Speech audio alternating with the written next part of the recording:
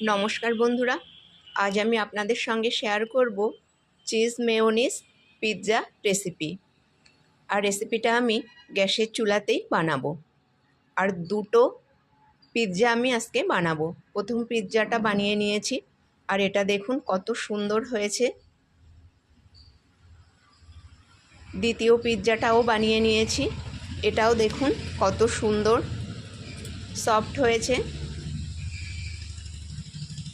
আর cheese আর mayonnaise কত সুন্দরভাবে গলে গেছে, আর নিচটাও এতটুকু জ্বলে যায়নি। এবার আমি প্রথমটা কেটে দেখাচ্ছি।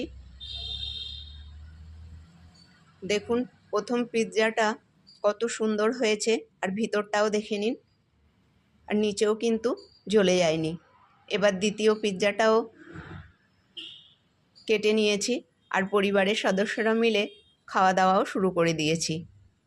আর দেখুন এটার নিচটাও কিন্তু এতটুকু জ্বলে যায়নি।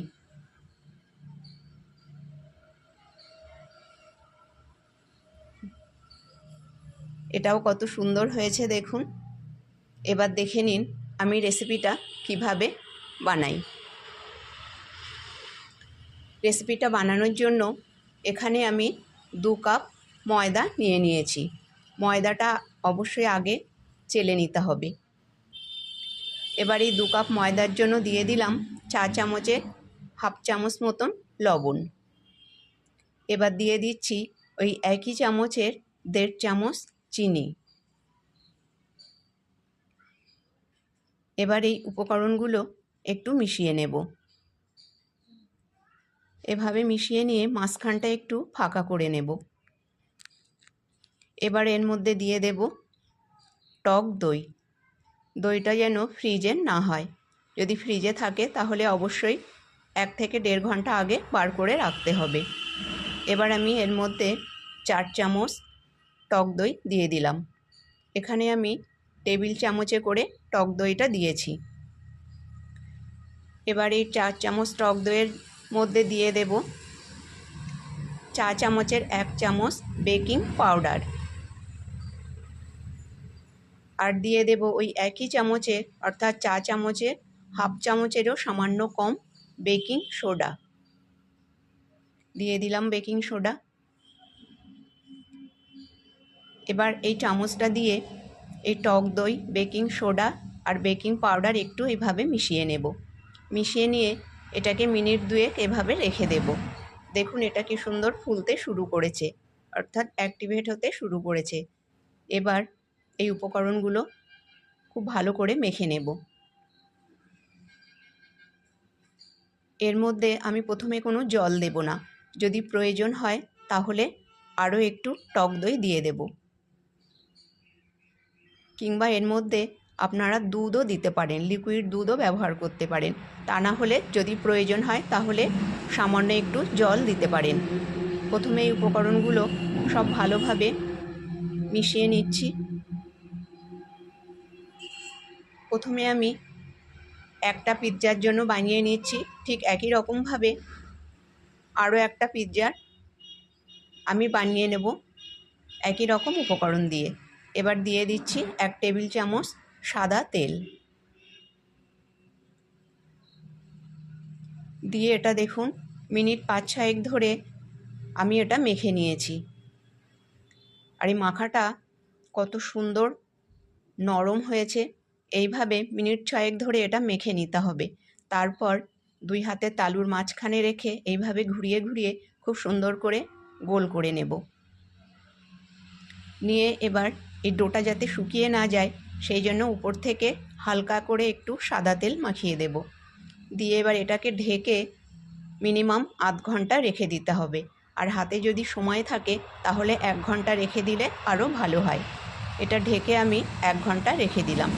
এবার এখানে নিয়েছি ক্যাপসিকাম, টমেটো, পেঁয়াজ।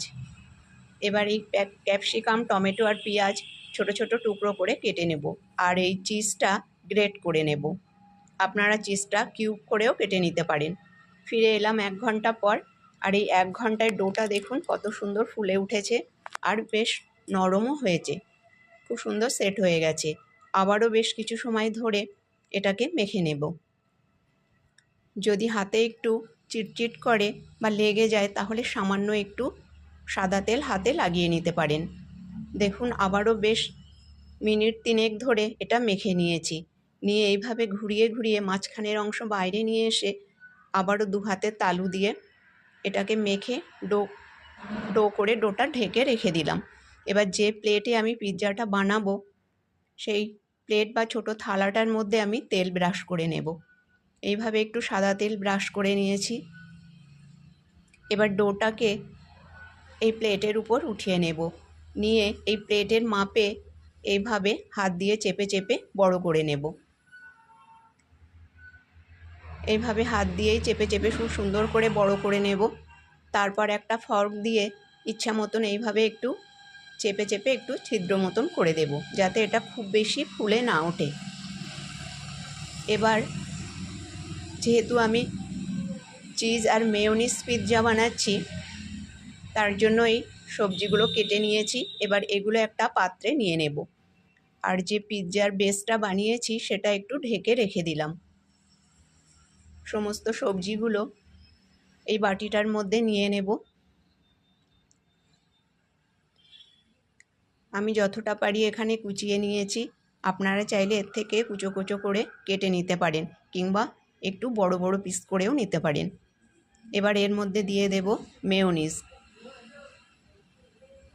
প্রথমে 2 চামচ মেয়োনিজ দিয়ে দিচ্ছি, প্রয়োজনে আরও দেব। বন্ধুরা, এটা আমার হোমমেড মেয়োনিজ। এই মেয়োনিজ রেসিপি আমি আপনাদের সঙ্গে আগেই শেয়ার করেছি, চাইলে আপনারা ভিডিওতে গিয়ে দেখে নিতে পারেন। দিয়ে দিলাম আরও 1 টেবিল চামচ মেয়োনিজ। দিয়ে এবার সমস্ত উপকরণগুলো ভালোভাবে মিশিয়ে একটু সাইডে রেখে দিলাম। এবার এই পিৎজার প্লেটটা এখানে নিয়ে নিয়েছি। এবার এর উপরে প্রথমে দিয়ে দেব টমেটো কেচাপ। প্রথমে অল্প অল্প করে দেব, অল্প একটু দিয়ে মাখিয়ে নেব। চারিদিকে এটাকে এইভাবে ছড়িয়ে দেব। তারপর আবারও একটু দিয়ে আবারও বেশ ভালো করে এটা ছড়িয়ে দেব। তারপর এর মধ্যে দিয়ে দিচ্ছি একটু chilli sauce, green chilli sauce এখানে একটু দিয়ে দিলাম। তারপরে এখানে দিয়ে দিচ্ছি পিৎজা পাস্তা সস। দিয়ে সমস্ত উপকরণগুলো আবারও বেশ ভালোভাবে চারিদিকে ছড়িয়ে দিয়েছি।